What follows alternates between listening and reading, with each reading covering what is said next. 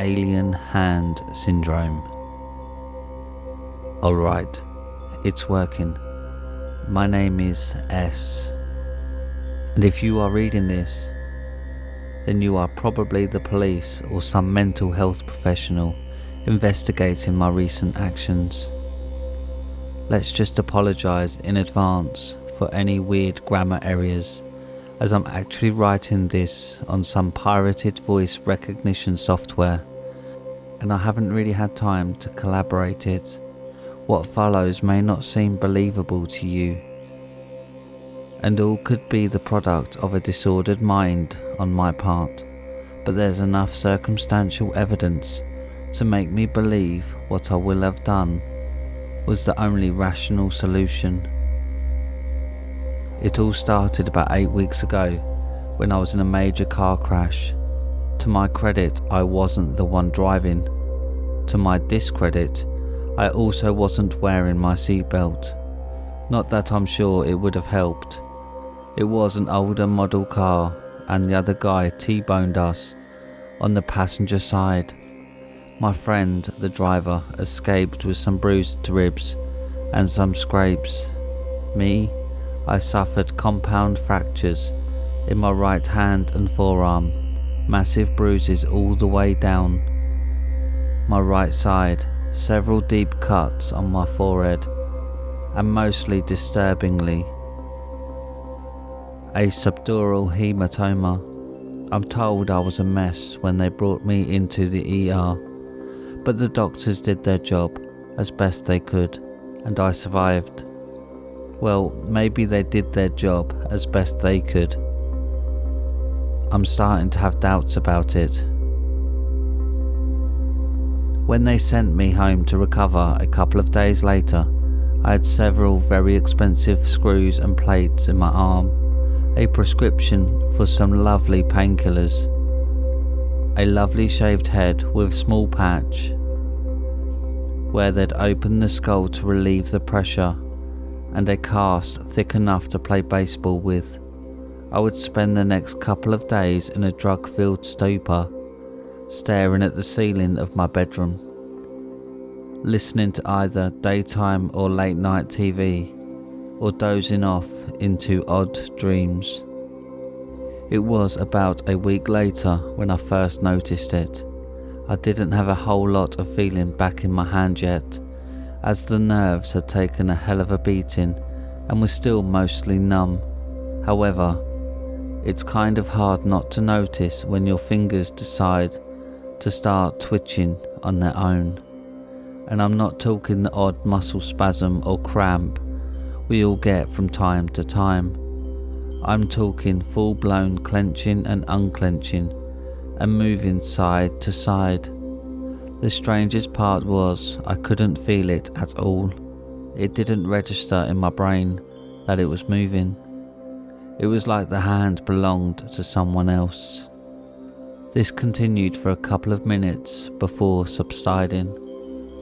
Over the next couple of days, it seemed to spread through the rest of my fingers, though all but my index and thumb were immobilized by the cast. Still, I could feel them talking against the cast for a couple of moments, some dull pain in my hand, and then the movement would subside.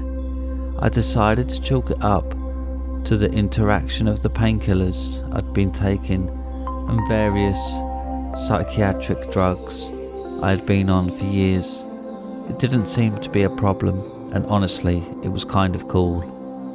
Very dissociative and trippy. It was about 10 days after it started that I woke up in the middle of the night to an intense stabbing pain in my forearm. I fumbled for the light stand next to my bed, panicked, and when I flipped it on, it was several seconds before I regained composure, enough to start trying to figure out what had happened. The first thing I noticed was a small trickle of blood from the bottom of the cast. Several other bloody spots had started to form on the cast, all in line down my arm from hand. When I looked back to the bed, I saw several spots of blood about where my arm had been resting, along with something else. It was very small, and I had to pick it up and bring it over to the light to get a better look. When I finally realised what it was, I was so startled. I dropped it, and it hit the nightstand and rolled off the surface and behind the headboard. It was a single bloody screw, similar to the one the doctors had shown me after my surgery to explain what they'd done to set my bones. I was back at the hospital ER the next morning. It turns out a bloody cast will get you pretty high up on the priority chart, and I was seen almost immediately. Doctors examined the bloody spots and listened to my story, but their skeptical looks told me I wasn't getting the benefit of the doubt here. Finally, after some hemming and hawing, they ended up cutting the cast off to examine the arm closer. When they did, it was revealed that I had a long, thin scratch from the base of my wrist down to where the cast ended. That gave them pause, but they said something about not taking proper care and letting something get into the cast. My story about the bloody bone screw was chalked up to a vivid dream, brought on by the painkillers. They did seem a bit startled by the odd bruise in my palm, but in the end they simply reapplied the cast and sent me back home, this time with a bottle of Tylenol. The next week and a half saw the weirdness of the whole situation increase. My hand was twitching almost hourly now, and the free thumb and index finger would sometimes pinch me as if possessed of a mind of their own. That's when I decided to get a second opinion from the Hypochondriac's Handbook, the internet. It didn't take long before I managed to track down my symptoms to a very specific condition, that of alien hand syndrome. The extremely rare condition usually follows some sort of brain trauma and is characterized by a complete disassociation from the activities of the given limb. These activities include various rude gestures, violent acts, or other inappropriate motions.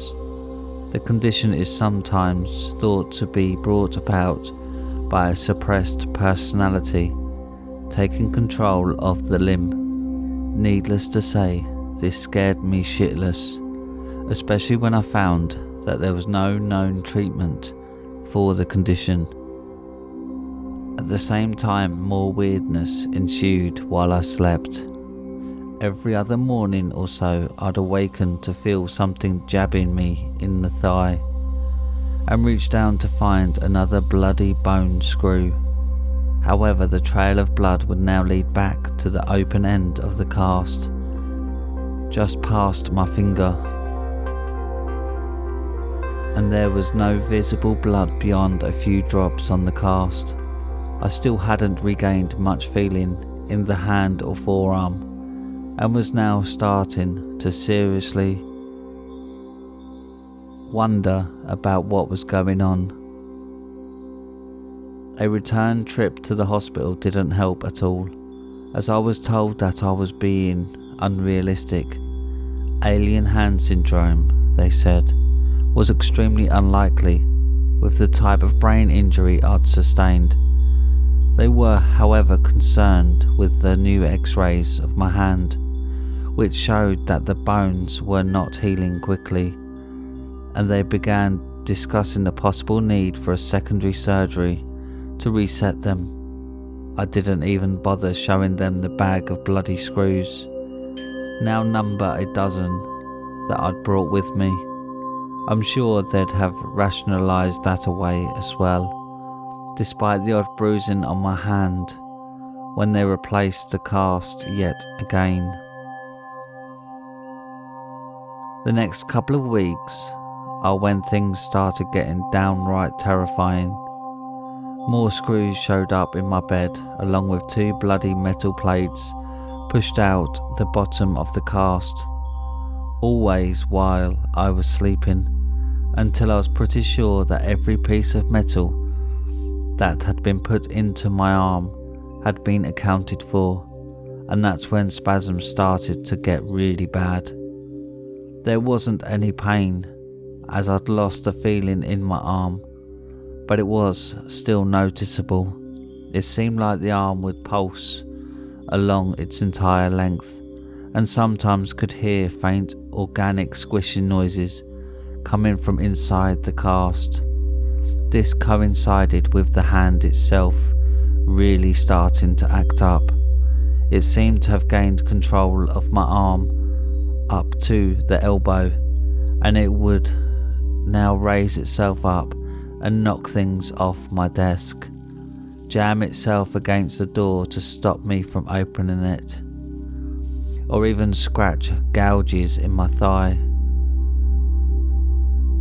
I eventually resorted to using homemade splint of duct tape and lengths of pipe to immobilise the arm. I'd cover the hand in several layers of socks to keep the exposed fingers from being able to find and bite flesh between its nails.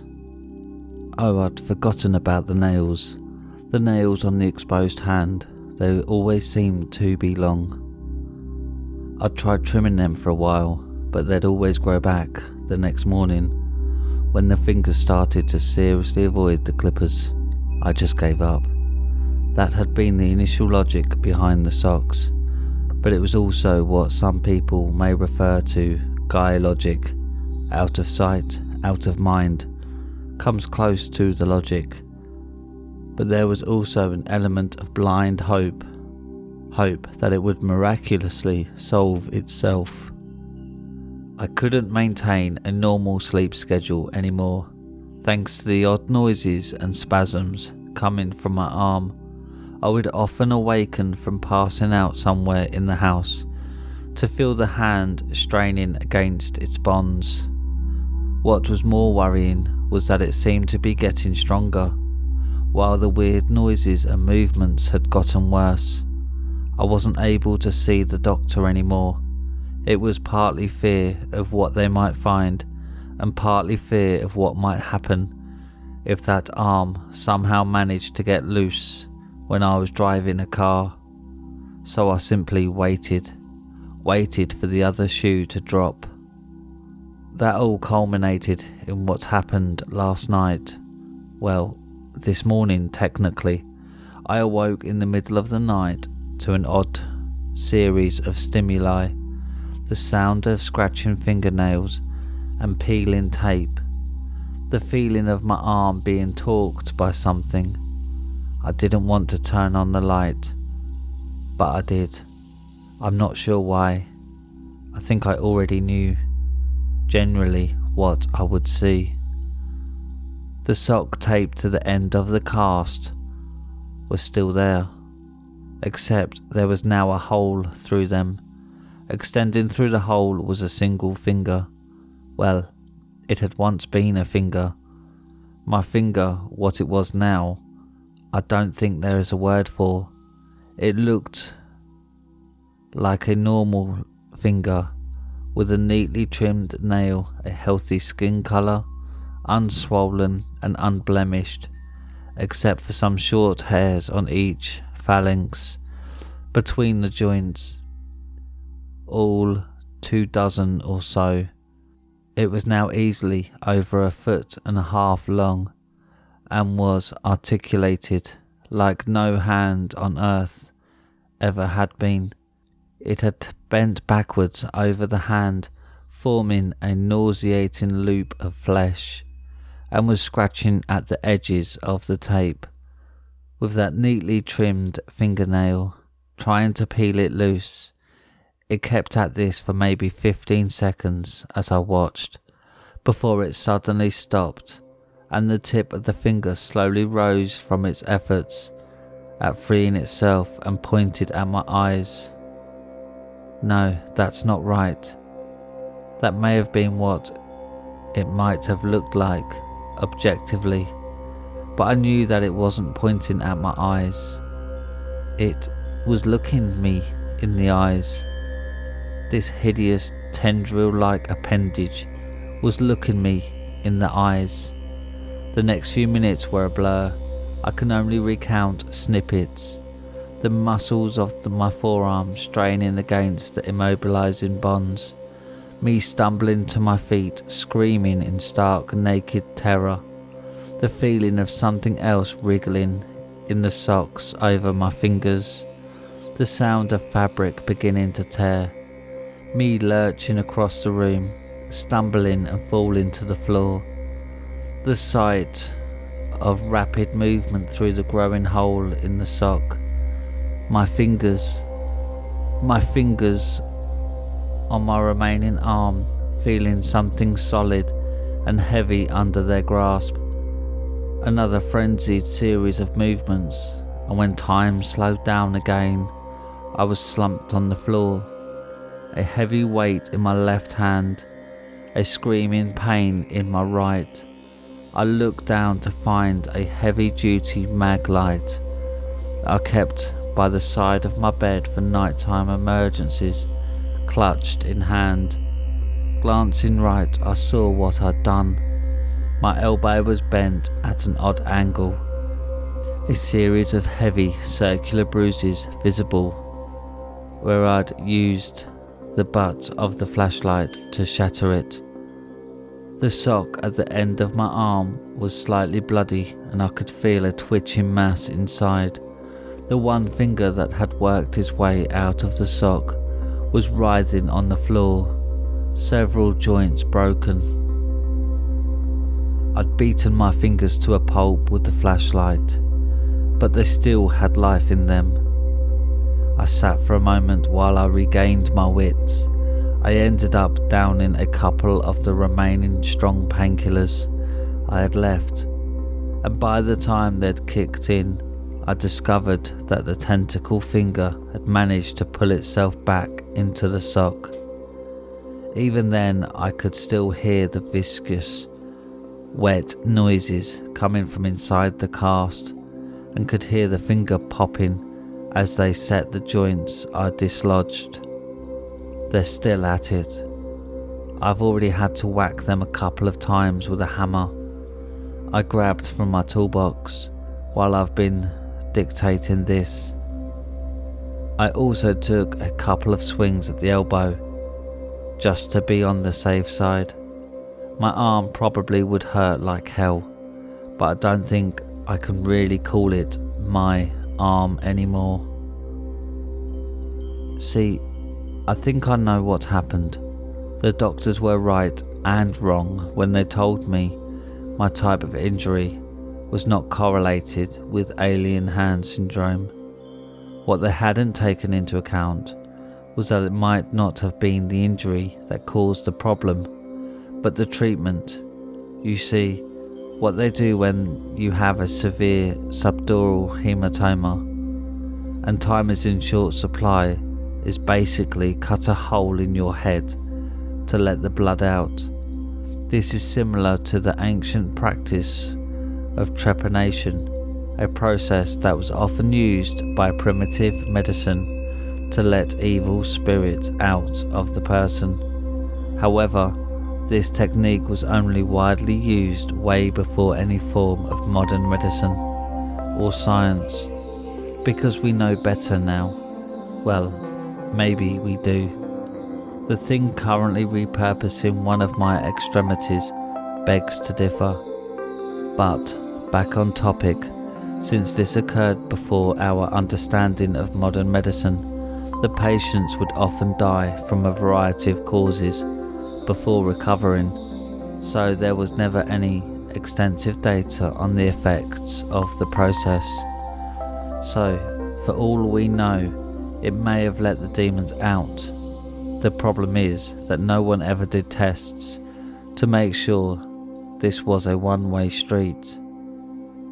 Maybe when they opened my skull to save my life, They accidentally let something into me, something with malevolent intent that doesn't follow the laws of reality as we know them.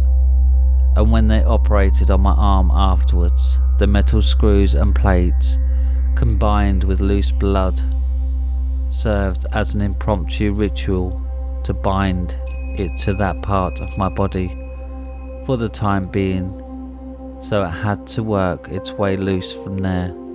It tore its way free and started repurposing what flesh it could get at to serve its new purpose. I'm not sure, these are only guesses, but I don't think it matters anymore. It doesn't really matter if it's demons, aliens, or whatever. I just want this to end. I'm filled with a strange sense of calm now. I have a plan, and I'm going to execute it. I know that whatever is in my arm, it has to be stopped. But I also don't want to die. I'm not sure offing myself would even help. I don't think that the thing in my arm really needs me, judging by its behaviour towards the rest of my body. So suicide or amputation are out. But I've hatched a plan. When I started telling this story, it was really just to kill time. When I do this in order to survive, I need to make sure I'm somewhere people will see me and call for help right away. And that's what helped me arrive at the course of action I'm about to undertake. See, the county is doing some long overdue maintenance on the trees along my street. I can already hear them going at it a couple of doors down with chainsaws. Those saws ain't what interests me though. What interests me though is another piece of equipment they brought with them that I can hear running. A large industrial grade wood chipper. If I'm lucky, I'll be able to tear myself free after it gets to my elbow. And if not, well, I won't ever have to remember what I've been through.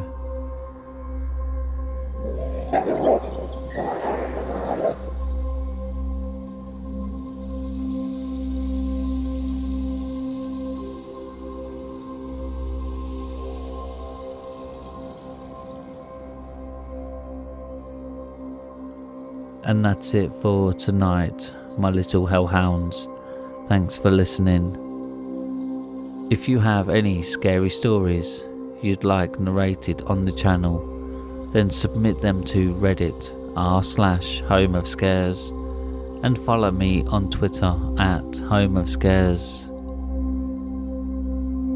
Don't forget to subscribe and like the video and click the bell icon so you get notified every time I upload. Now, good night, my little hellhounds.